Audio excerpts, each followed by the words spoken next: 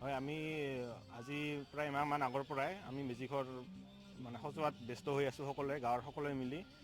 আৰু আমাৰ বৰ্তমান সময়ত যিটো জাতিৰ যি সংকট, অসমীয়াৰ অস্তিত্বৰ যি সংকট, সেই সময়তো আমাৰ সংস্কৃতি ৰক্ষাৰ কাৰণে আমি 3খন গাঁও আছোঁ ইয়াতে, জলাখাতা, বান্নিপাৰা আৰু বাজিতপাৰা। এই 3খন গাঁৱৰ ৰাইজৰে ক্ষুদ্ৰ প্ৰয়াস আমাৰ সংস্কৃতি ৰক্ষা কৰাৰ কাৰণে। আৰু আমাৰ অনুষ্ঠানত থাকিব ৰাতিপুৱা 8 বজাৰ লগে লগে মেজিঘৰ উদ্বোধন। তাৰপিছত মেজিঘৰ উদ্বোধন হোৱাৰ পিছত মেজিঘৰ প্ৰজ্বলন কৰা হ'ব।